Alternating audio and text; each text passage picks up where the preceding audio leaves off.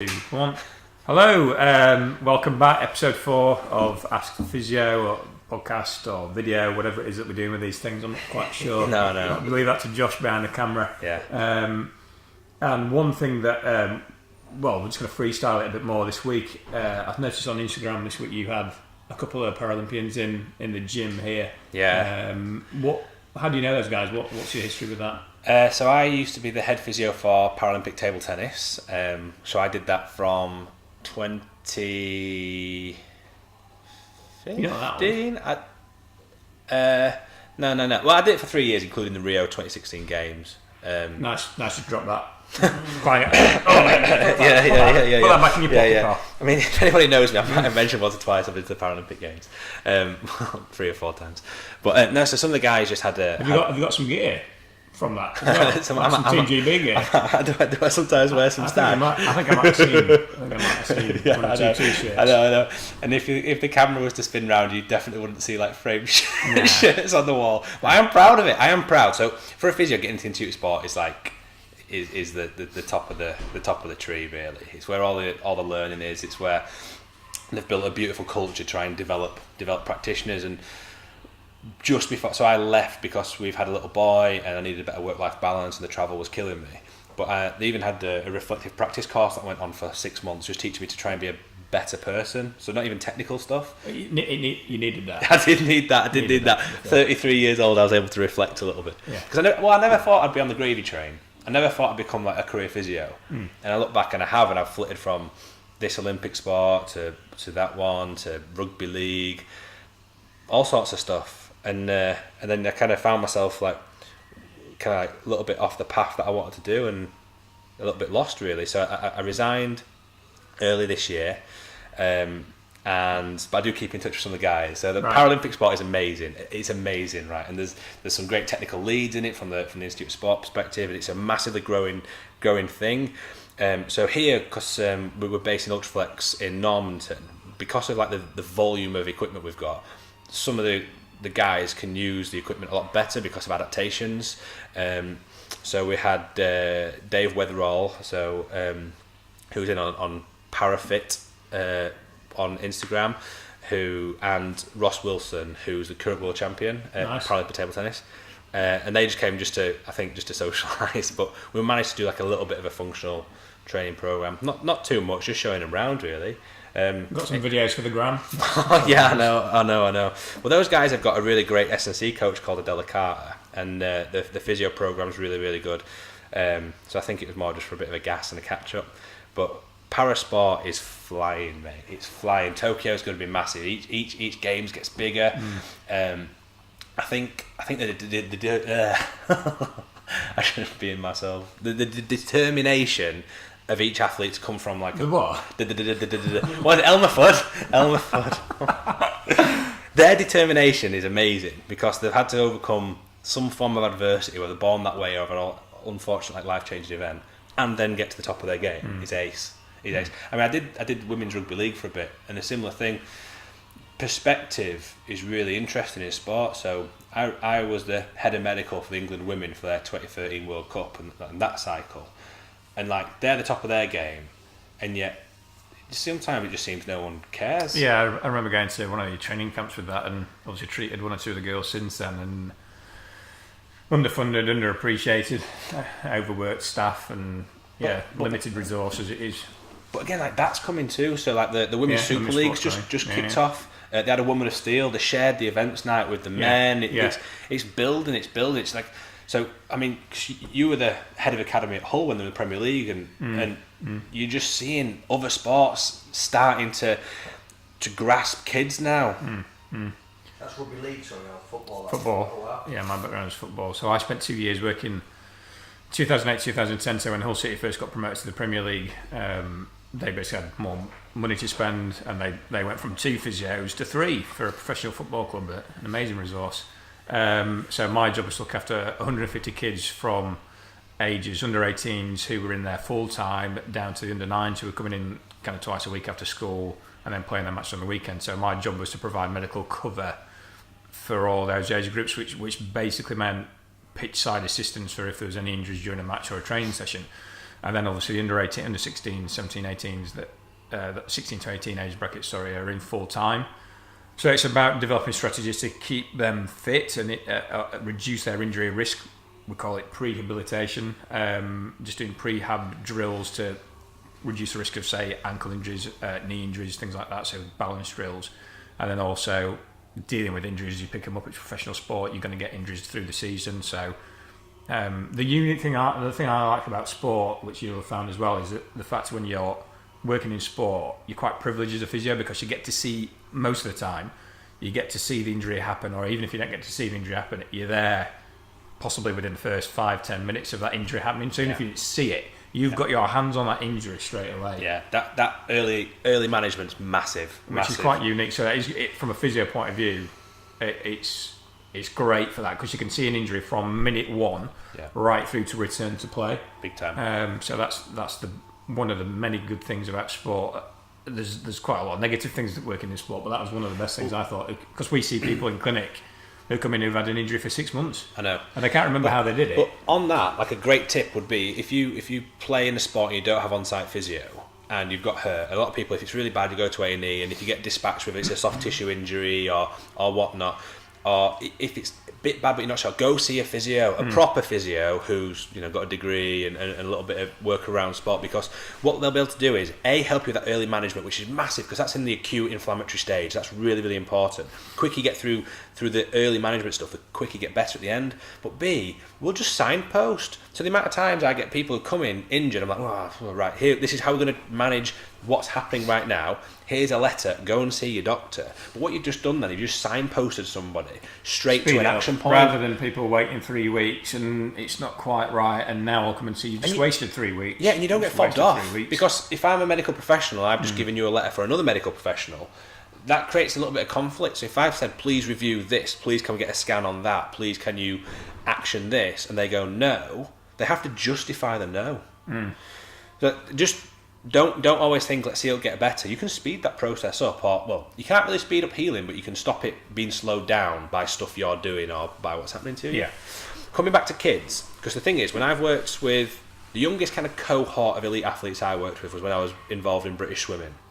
So swimmers are very young, and we had podium potential, so swimmers who we think will potentially get a medal at an Olympic Games, and they're still at school, which blows my mind. But the kids I've dealt with have already kind of gone through that filtration process and they're on programme. How do you find dealing with, it's their dream, but up to 16 before the first cut is, and then at 18 the second cut? Yeah. How do you manage that? And how do you, like, parents and kids and expectations and dreams, and you just put in energy into a kid who you think might not even make it? It's not our job to decide whether they make it or not. So, you approach it from a pure physical point of view. Deal with the injury that's in front of you first and foremost. But what I did find difficult was, and what I wasn't prepared for when I worked in sport, is you're there as a physiotherapist to deal with the physical things, but actually you've actually got to be a part-time psychologist, as you have with any injured athlete, and you've got to manage the expectations of that individual. A kid, in my experience, I was dealing with kids, but also then, like say, the family and the support systems. When they got higher up the food chain, so when they were 16, 17, 18 plus, they're on the verge of professional, they're full time, so it's a bit easy. But long-term injuries for kids, and I saw it a few times with some kids who kept coming back week after week. When you're seeing them after school, you might see them on a weekend if you're covering the match, and you're seeing an injury you think should have been better by now, and it's dragging on for an extra week or two. And there were a few times where I looked at the kid, maybe 13, 14, and I was thinking, I'm not quite sure he really wants to be here. He looks like he's hiding in the treatment room. Yeah. And it's very difficult if you've got a parent stood behind that individual who's wanting the best for the kids, and they think their best is for them to be playing football. And that, I looked at them from a physical point of view, thinking this doesn't quite match up with where they are. They should be a little bit better. So it's tricky, but yeah, you've got to be with any athlete. You've got to manage expectations and be a psychologist as well as, or a little bit of a psychologist, which obviously we are. Do you find it hard the other way? Because I used to really struggle when I'd have a coach kind of pushing at me going, I think he's just hiding. I'm like, no, this is significant. This is like a real injury. This is a problem. This is the plan. So I have to manage it. Yeah. Like, when you say hiding, you mean Not wanting to participate. As in, yeah, not wanting to, if you think, yeah, they're ready to join back in, but they keep popping back up in your treatment room, or they're reluctant to get back in, or they're perhaps exaggerating their symptoms and it doesn't quite match up with what you're seeing on the bed, or in the treatment room, or when you're doing physical markers that they're hitting them and they're saying they still don't feel right, it just sets off one or two alarm bells. So, yeah. So kind of academy, parents, people dealing with kids in sport these days ran away with a misconception, really. So Matthew Saeed, who's a former professional table tennis player and is now a well-regarded journalist. He's got a better podcast than we have as well. His podcast is much better. You'd be Robbie Savage, by the way. I'd be Andrew Flintoff, I think. But the thing is that he wrote a book called Bounce, and Bounce is talking about 10,000 hours of purposeful practice. And this was based off some research to do with 7 elite violinists from a different chap whose name I can't remember, and retrospectively, how much did you practice to get elite? Outliers, Malcolm Gladwell book. Exactly. So Matthew Saeed's purpose of his book was to say that you should train how you wish to play. So an analogy would be golf. You can't just go to a driving range and smack 1,000 balls. You have to aim for something. You have to think about every time you strike the ball being better at the goal you're trying to achieve. Unfortunately, it's kind of got run away with, and people used to think, if I get my kid to play 10,000 hours of football, he will become, or she will become, an elite sportsman or woman. So through one of the national conferences I went to with the Institute of Sport, there was someone talking about the truth of it is that most elite sportsmen, your Federers, etc., who've reached the top of the game, played 3 sports until they're about 16, then specialised. So having diversity in sport gives you different movement patterns, it gives you different schemas, but it stops burnout. It stops the kids going to academy football because mum and dad are pushing it. They're falling out of love with it because maybe they were really good. Growth spurts happen, people catch up or you slow down. Lots of contextual things can happen. They might be missing having a boyfriend or a girlfriend because they're training. They might want to play Fortnite, but they've got to go train. It's chucking it down, and the love for the sport can go. You often hear a lot of top sportsmen say, "I almost chose another sport." Yeah. No. Weren't the Neville brothers really good cricketers? Yeah. McGregor was a good footballer. Yeah, and I'm fairly certain that when I was at Hull, they tried desperately to sign a kid up to play football, but he was playing cricket for Yorkshire. Yeah. And it's funny. Not thought about it since, and then he pops up on Sky Sports News that he's signed a new contract with somebody at another county. Yeah. I thought, that was the kid that they must have spent like 3 years chasing. Yeah, good at 2 sports. Yeah, but the thing is, like, that different scheme, different movement patterns gives you injury protection because you're not just overusing certain stuff, getting weak in other things. You're good at what you do, so if you don't use it, you kind of lose it. But it just keeps them interested, keeps them going, and we're seeing in culture. So when I worked in table tennis, the Chinese dominate the world of table tennis, and what our performance pathway, so we had a performance director called Goran Vechko, and he was really, really good at trying to empower his staff to look outside the box a little bit. So just because China, with a plus billion population and the national sport is table tennis, do a ton of hours and they work with the cream of the crop who don't get injured, who don't fall away. Whereas for us, especially in para table tennis, we've got like a smaller cohort to work with. So if we've got a champion potential, we've got to make that person win. We've got to make that work. So you build and shift stuff around them to try and get the best out of them. But it can also sometimes just get lost in the mire of China play all the time, and you've got to think about why. So when we say about psychologists, there's a really great study. And it's about like why it's always been, and it's like an anecdotal thing, but it always comes into my head when you get into a situation where something's how it's always been. And really quickly, it was, say, 10 monkeys are put into a cage. In the middle of the cage is a step ladder, and suspended from the top of the cage near the ladders are a bunch of bananas. So every time a monkey went to go and get a banana... You're making this up? No. Every time a monkey went to get a banana, they'd fire hose the other monkeys, so they'd wet them through with the fire hose. So what ended up happening then was, when one monkey went to get a banana, there'd be a fight. Right, so then the culture of that cage became no one gets a banana, because if you get one, I'm going to get wet. So smack. They swapped one monkey for a new monkey. New monkey goes to get a banana, gets near the step ladders, gets crunched. Does that right? We don't touch those bananas. They keep doing that until you end up with 10 monkeys in a cage, none of which get a banana and none of which know why, because none of them have experienced the hose. And sport can be like that. And sometimes I work in some places and like, oh, this is really good, but have you thought about that? No, why? Well, this is how it's always been. We do this and it makes winners. And it's not for us to tell a coach how to coach, but I do love it when you get involved in a program and they've got that kind of mindset where they're like, here's one for you. Why do challenge. Why do boxers jog? Well, tell you what though, so They all do it. I'm name dropping. How is that even sport specific at all? How is aerobic endurance for 30 minutes got any relevance to boxing? So I'm name dropping like crazy now. How would you coach a? Do you think it's more of a discipline thing than running? Then what's No, I can actually answer it. I know the answer to this one. So Ian Gatt, who's is now the head of sports performance, and he was the head physio previously at the Olympic Boxing Centre in Sheffield, has done a really, really good job alongside working with a guy called Mark Campbell, and there are other people in the team as well, Sophie Smith-Moore, etc. And they've basically managed to help create a culture shift away from long distance jogging. So the boxers now do sprints and they do high aerobic, high intensity sprints, basically replicating a really high heart rate for the portion of time. 3 minutes. Be in a 3 minute round. Yeah, in a round. Yeah. So they replicate trying to make their body really efficient at what's good at it.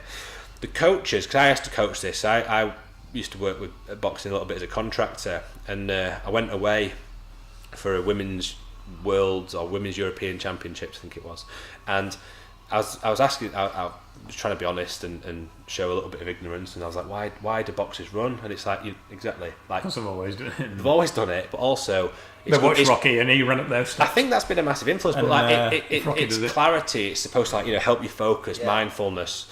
I mean, boxer skipping is absolutely genius because you want to be light on your feet. You're normally in a constrained environment. It gets your heart rate up and it gets your foot contacts really, really fast. So that's a brilliant thing. But yeah, going for a run around a city at 5 a.m. is more culture and habit rather than actually that's really good for a boxer. It'd be like saying Usain Bolt should train 100 metres by doing 10Ks. Doesn't really replicate. You're trying to build a body, you're trying to build a machine efficient for the task. So it doesn't really.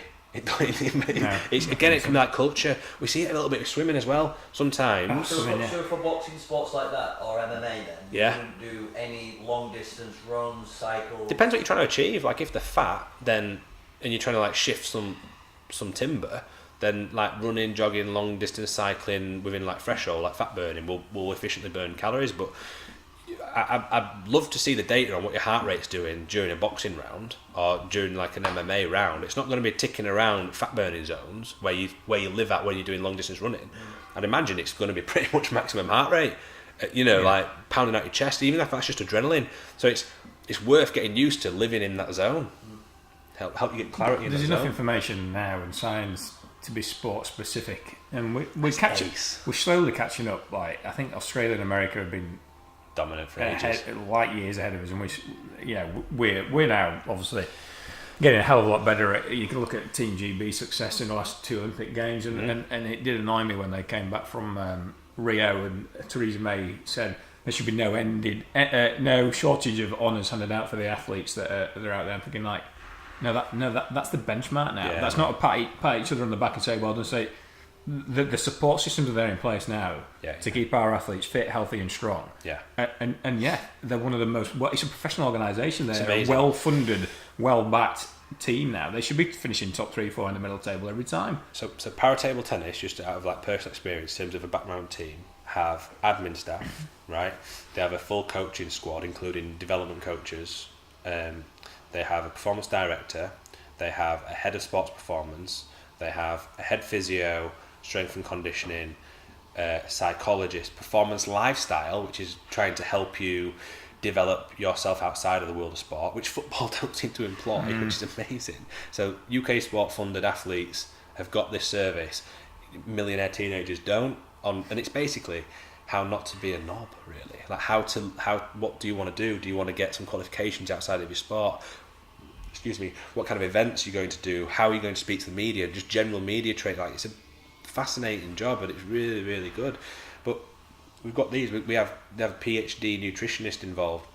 And then all of that lies within the Institute of Sport, which is like a greater field as well. So I mentioned Ian Gatt before. The amount of times I pestered him for help because we shared an office, and you've got because of the dynamics of that is amazing, but that's all around, and you pop an athlete right in the middle of that little vortex.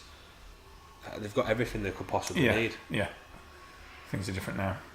But like football, I mean, Sam Allardyce, when he went into Everton, brought in a sports psychologist as a pioneering move. Are you kidding me? It might have been pioneering for them. It might have been pioneering for him. No, it's not. Like Sam's big, but I mean, how does every... So, you know, you talk about 3 physios in at Hull when they're in the Premier League. 3 physios for a professional football team who were spending £5 million on players on 30-40 grand a week. So you've got an asset worth, you know, tens of £1 million being, if that was a car, you know, a Ferrari. Is that coming down to they don't see value in it, or? I mean, there's a lot more physios that work there now. It's just their on-field success was quicker than their off-field ability to keep up with it, basically. But even, you know, it's still the case. Look at how many injuries that Arsenal suffered over the last God knows how many years. So to be controversial, if you have a traumatic injury, you can't really do much about that. That's just bad fortune. Yeah. But like for me, muscle injuries. So if someone's pulling hamstrings, the whole. I'm not having a go because I don't have the context. But you got to ask questions about like the Jack Wilshere thing of like a recurrent injury. So you don't know what pressure the physio staff are under, what resources they have, because in football you tend to be like, Nick, I need Josh ready in 2 weeks, sort it out, as if you're Jesus Christ, you're going to heal a person. Yeah. Versus saying, Nick, what's going on with Josh? When can we plan it? When can we program it? What's going on? Because you've got financial pressure as well as just like performance pressure. And you've got pressure from the athlete. They're desperate to play in a match and they want to get back. And the amount of times, strap me up and get me out there. The amount of times you hear like on Talk Sport, some old pro going like, you know your body. I didn't need a physio to tell me this. And do you know what I think? Go away, right? Because if you're any kind of high-level pro, you just want to be out on the field because you will never in your head believe that anyone is better than you in your position. But if you are 70% because you've got a bit of a dodgy ankle, you might not be the best in your position because the lad who's in reserve, who's only 80% as good as you, is now 10% more efficient, 10% better in your position. So I don't know, when I've worked in sport, any athlete that's ever really gone, I don't think I should play because I feel a niggle. Yeah, I need another couple of weeks to get over this one. I'm not 100%. Yeah. You have to rein them in. Will you ever play sport 100%, do you think? Well, I don't know. No. Not really. You're going to play 100%. I can't. Somebody said it and I don't remember who, so I'm doing a disservice, but every athlete is injured of some context in some method their whole career. And we send athletes back injured from an injury. We're just getting them as close as we can to either preventing that particular injury from reoccurring, or building up everything else and making them just so much more robust that they can play through that niggle. But there's a great article on Ranieri, you know, when Leicester won the Premier League, and basically like, his approach was to say to his whole staff that how do we we don't have a big squad, we can't afford injuries this season. What does it look like for us to get through this season with the minimum amount of injuries? So how do we graft them? How do we what does active recovery look like? Here's a question for all the professionals. Come in and help me. I heard a bit about that because the team, Nigel Pearson's team and his backroom team took over at Hull as I left Hull. Yeah. And the head of sports science there, I think his name's Paul Balsam, he developed a program where they used to do sprints on a Thursday, 40-metre sprints, every position. Yeah. Not like even the centre halves who might have been slow. Put them, I think they did it at the end of the training session, so they got them used to fatigue basically, and they got them used to rather than just wrapping them up in cotton wool through the week and then they play on a weekend and they pull their hamstring. Yeah. They just exposed them to the demands of their sport on a regular basis, as well as doing other stuff in the gyms. Most hamstrings pull at terminal velocity, like maximum sprint. So get them used to it. They used ice chambers because why not? There's supportive research, but like get it in there. The restructured training around it. So if the reduced training demand in high intensity, like now, the football season's crazy. Now I was listening to TalkSport this morning saying that the new chap that's going to Southampton needs to up the fitness of everyone. You think you're playing 2 games a week right now, mate. Yeah. Now is not the time to graft those players because they're going to be playing tired. When you're playing tired, you're going to end up with an injury. That's the whole point of GPS data.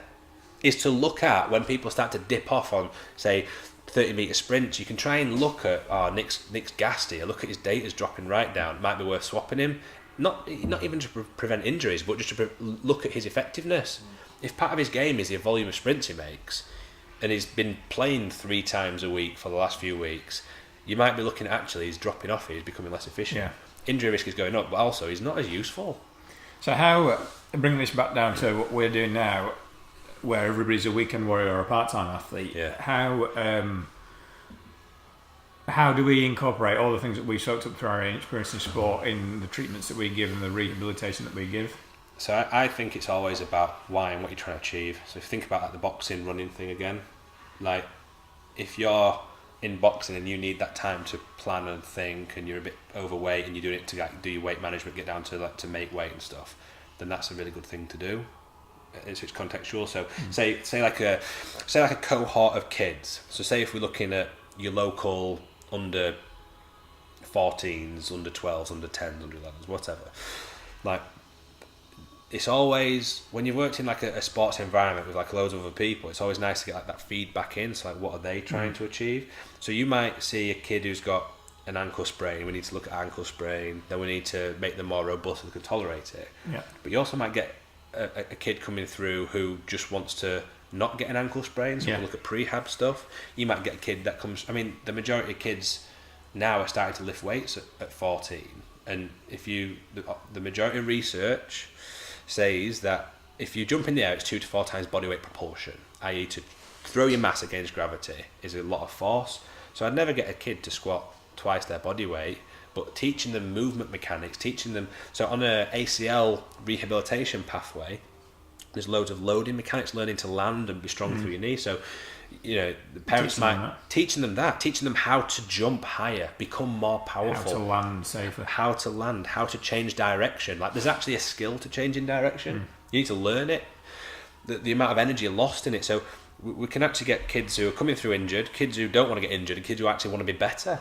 So I think encapsulating all our knowledge in all the different performance sports that we've been in is not just seeing somebody comes in, the jump on, and we give them a rub and a bit of tape, and then here's some calf raisers. Yeah. It's like the scope's gone from there to there. So like, where are we going with this? What do we want to achieve?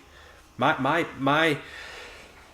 personal goal, and I did it with table tennis quite a lot, was how do we get what could be potentially manageable injuries? You'll never get on top of anything, and this is, I always used to get told this, and it was my personal thing I needed to work on. But how do we get those kind of, so with women's rugby, there's a few of them I think, you're not strong enough to take contact like this, you're going to get hurt. Like, how many can we not wrap up, but like, can we get you really strong so then you're not going to get injured when you're taking contact? So the whole thing, the whole paradigm shifting to actually developing performance athletes. Yeah.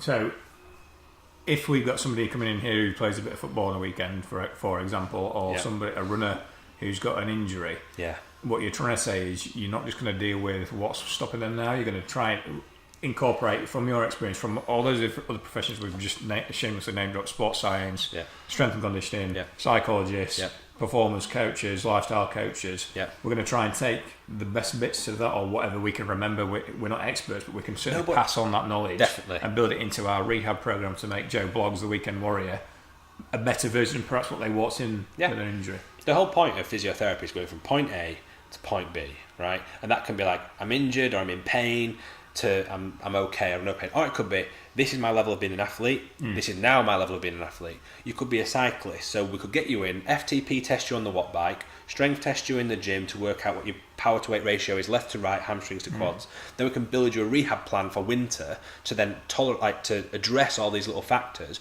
You can use a watt bike to actually get more efficient at cycling, and then in 6 weeks we can retest you and you should be a different version of yourself. I think that's what possibly makes. I think we're both on the same wavelength from that, in terms of we always like to work in and around sport or with active people. And by active people, that doesn't necessarily mean somebody who's doing sport. Somebody's got an active interest in improving their physical capability, whatever the age is. Whether it's a 75-year-old with arthritis, how do I stop this from getting worse? How do I stop it? So somebody's already taken ownership of their problem. And that's basically, if we were to say our ideal patient, they're the people we want to see. We want to see people walk through that door with an interest to get better. And our philosophy of treatment is to deal with the injury or the problem that's causing. If they're in pain, reduce the pain. But then also, I think both of us want to build that person to be not just where they were at before they came in, better than what they were before they came out. Just from the things that we've soaked up, our level of experiences, the reason we do this job, what gets us flowing, is we want to really empower people to be stronger, fitter, faster, better versions of themselves physically and perhaps some of the other stuff as well, emotionally, psychologically, if we can. But we can signpost as well, so... Yeah, if it's beyond our scope. Yeah, definitely. Yeah. So we're not trying to fix everything. You might look at sports psychology, I think, is massive at the moment. And Tim Pitt, who is a PhD now, and who I had the pleasure of working with, is one of the most fascinating people I've ever met. He works for a company called Mindflick. So if you wanted to, if you struggle with a bit of performance anxiety, variety of things, but if your head's not right, you can go and see an Olympic level PhD psychologist in Sheffield if you want. And like, we can just send you through, like, the knowledge is where it's at. Ian Gapp mentioned that the head of sports performance, former GB head physio, hand specialist to the Institute of Sport, will have opportunities to look at a hand review. Yeah. Or if I don't know, I just ring Ian up and go, I don't know what's going on with this. We've worked with loads of fantastic people, other physios, Ian Horsley, what a legend of a man he is. Having access to that is not just seeing us, it's seeing the network. But beyond it all is just trying to help you become the best version of yourself. Case in point for today is treated a bodybuilder with anterior shoulder pain, right? His bench press was limited to 100 kilos, not because of like pain, but that was just his limit. Never got better from that. So by trying to explain to him the mechanics of shoulder press, I'm going to put a video up today so you see how the rotator cuff works with him when he's doing a bench. But this bench is 130 kilo because the same mechanism that's giving him shoulder pains also meaning that his shoulder's not as stable when he's pressing. So his physical performance is also limited. It's not just it hurts, it's doing its thing and it hurts. Because it's hurting, it's because it's not working properly. I mean, we'll talk about pain another time, like how pain works, but he's unable to then press. So by doing the rehab that offloads the tendon, that then rebuilt where his scapula should be so that he doesn't have pain anymore, also just created a fine, like an infinitely more stable base for him to push against. And a 30% increase in strength. Yeah, but at that top end as well. At the top end. In about 6 to 8 weeks. Yeah, and that's not strength.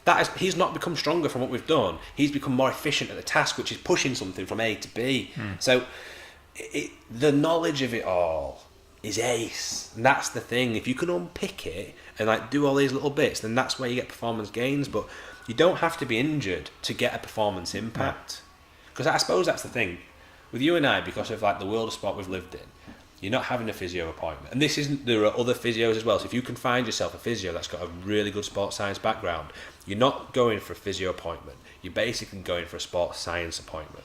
Because we'll know little bits from everyone we've had the pleasure of working with, but we can also pull people in to create programs, strength and conditioning coaches to write programs, psychologists, PhD dietitians, not a nutritionist who's got a certificate. And don't mean that with any disrespect, but we can go straight in at the top at PhD nutritionists, because they don't earn a lot of money in the Institute of Sport. It's not money's not thrown at you, unfortunately.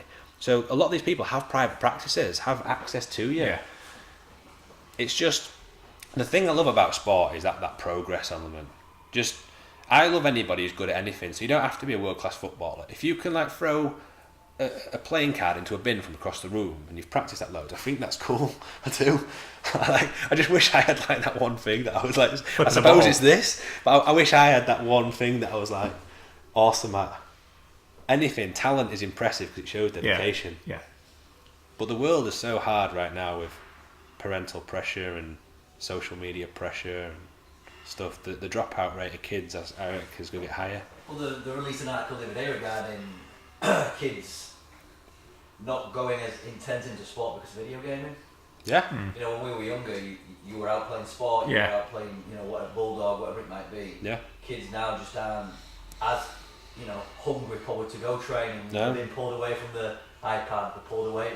That's scary. Yeah, there was an article a couple of years ago about a kid getting a DVT, a thrombosis, a blood clot in his leg because he'd played X many hours of video games, knelt down, so he'd just got no blood flow. he got a blood clot. Did you see somebody who's worked out from Mesut Ozil's Fortnite status, how many hours he would actually put in to actually achieve the points that he's got. 5 hours a day.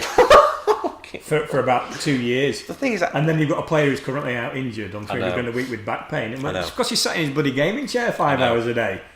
And the thing is, right, unbelievable. Getting into like volume, right, I can get behind athletes not training all the time. You do get that, it tends to be like an older pro versus a newer pro or a commentator saying, they should be in there, they should be training all day. Physically, their body might not be able to take it, but why can't you go in and do like some video reviews? Why can't you go in and like watch some tapes of like other people or like start working on a game plan? Why can't you go and support your colleagues looking in at what you're doing? You don't have to just be in the gym or on the pitch or on the field or in the court to get better. There's so much else. So while he's rotting his brain playing Fortnite, and I've got nothing against Fortnite, but I can't see how the schema or the learning or the skill of being ace at Fortnite translate into being better at football. Can I just say another bugbear when we're on the topic of sport? One of the things that really bothers me is when people recover from their activity by doing more of their activity. Yeah.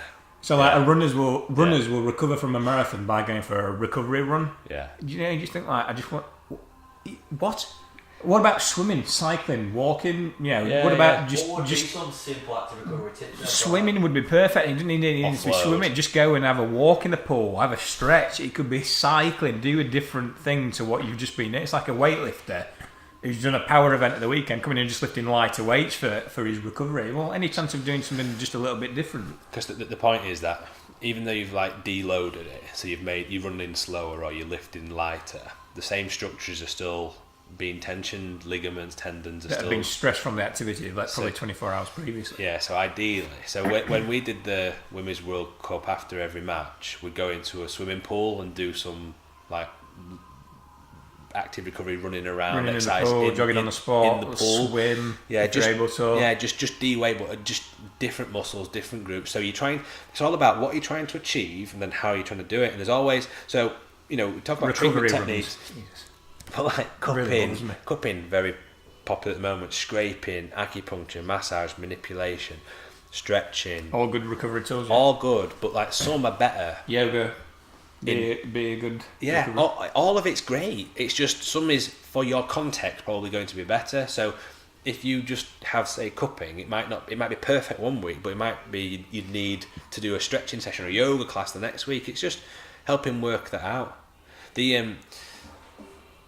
So the lady who's the head of sports performance for table tennis is called Jill Crompton, and her with a guy called Greg Baker who's the head coach, along with some other colleagues, created a thing called an individual athlete plan, which is where you have your super strengths and your critical weaknesses, and then as a multidisciplinary team we will talk about how to make you better at the thing you're golden at, your magic move, whatever it is. You might be fast, how to make you even faster, but then also what do we do about the things that you're a bit rubbish at, because they're the quick wins.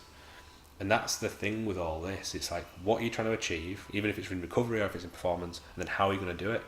And it's just, the more heads in the room or the more knowledge people have or experience. I mean, I've made some fantastic mistakes in the past, but you learn from them, don't you? And therefore you can grow. But just looking at how you're trying to achieve what you're trying to achieve. So if we go full circle all the way back to like the kiddies football, what do they want to achieve? They want to be available for selection every single week, every single session, every single match. And then also becoming faster, becoming stronger. Because the thing that we didn't touch on is the effect of growth spurts, the effect of menstruation.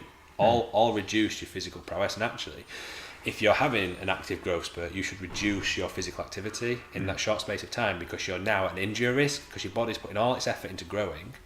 Your bones grow from the growth plate, so technically everything else gets stretched. So that's muscles how you become tighter. Everything becomes tighter because it's become stretched by the bone. Osgood-Slatters.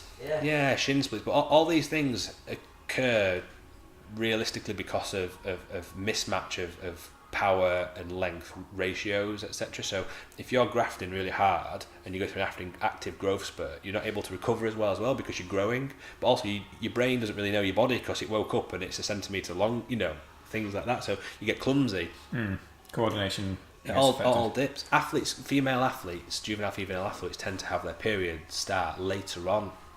But when that does happen, that menstruation, again, big physical toll for the body, new hormone releases, not really used to what's going on. So, and we try not, sometimes we don't talk about these things because, especially in today's world, male coach might feel uncomfortable talking to adolescent girl about her periods.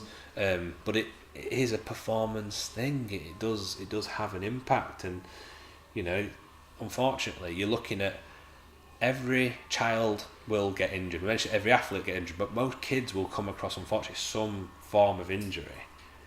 And it's just being aware that it'll happen, and trying to mitigate how long it'll happen for. So, if you are in an active growth spurt, or even if you just got like a long-standing injury as a kid, and like you're getting pressed to go and play against Featherstone away, and you're like, well, is that an important match, or is like that cup final in 2 weeks where we need to kind of look for, and we're going to sacrifice this and this to make sure you're ready for that? Because if you go back too soon, you might not, you might just be capping off and going through it. Whenever I've got somebody who's going through a growth spurt, or somebody's got an injury that they can kind of play with, but it needs a little bit of reduced volume of training, then I work backwards from the next big thing. So I always say, what have you got coming up? Yeah. Whether that's a swimmer who's got a big gala in a month, or it's a rugby player who's got a big match in 2 weeks, or a diving match. So we work backwards from that then. So your big things in 2 weeks, that means we need to take something away now.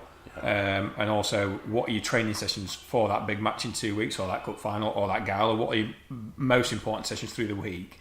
We don't miss those, but can we drop away PE at school? Can we take away how much you're running at playtime? Can we knock off a couple of the other sessions through the week, and just manage the training volume? And I think that's where you see like the best coaches show the colours. So the coaches that will not take into account any of those things and will just go play. It might be because the pressure for them to get a win is really important, but it might sacrifice your career, that win. Yeah. And the best coaches like listen to that advice. So from my experience, the Knicks in terms of like the support teams are always very different. So I was very lucky that we had a hierarchy, but we're all almost on a level. We'd have team meetings as a team, and we'd discuss athlete plans as a team, and everyone would feed in, so that there's no point employing me as like a top level physio if you're not going to listen to what I actually think about an athlete. If you're a coach and you're good at coaching and that's been your life, you've played the sport, then you're into management, but then you're telling me something about medicine, something like physio, medical stuff, which is, you don't have that experience, you don't know that. So what's the point in me being there if you're just going to dictate? But you do see, you see it in the rise in sport of like sports rehabilitation, sports therapists getting more involved, and it's because of that. It's because it's getting a bit more dictatory in certain elements. We can pay them a bit less money and just tell them to give them a rub, versus pay somebody of high experience, high quality, and ask their opinion. Because the problem is your opinion might differ from what I want. You might say Josh needs a month and I want him ready in 3 weeks. You can still play him in 3 weeks, but I need, as a coach, you should be able to say, okay, I understand, I'm willing to take the risk, but not dictating. We've never injured an athlete. We try and help you get back. They get injured from the sport, so we're just trying to get you able to play. It's always about being able to play. Any questions? We're going to have to wrap it up because we're rambling on as always. But any questions, if you're a parent with a kid who's got injuries at the moment, or is about to go, perhaps have just been signed up to an academy or something, you want a bit of advice about injury prevention or things like that. If you're a weekend warrior and you've had a niggling injury for a while, you want to get that dealt with, just feed it into the group. The questions we'll try and get back to you there. And if you've just hit plateaus and you like want to work out how to break a plateau, we're not going to sign you up to like loads of treatment. It might just be some advice, but you might live in the country. But if you want to break plateaus, that's because what you're doing is no longer achieving your goals. So something's got to change. So you might just need some more information. But ask the physio group. We are active on there. Get in, ask questions. It's a nice place to share, so we don't have to repeat ourselves. People can join in, and let's get a bit of dialogue and a bit of debate going. And if you disagree with some stuff, challenge us. Well, don't challenge me. Challenges. All right. So thanks very much. I'm Jason. This is Nick. Regeneration Physiotherapy in the Physio Health Clinic. Bye. Cheers.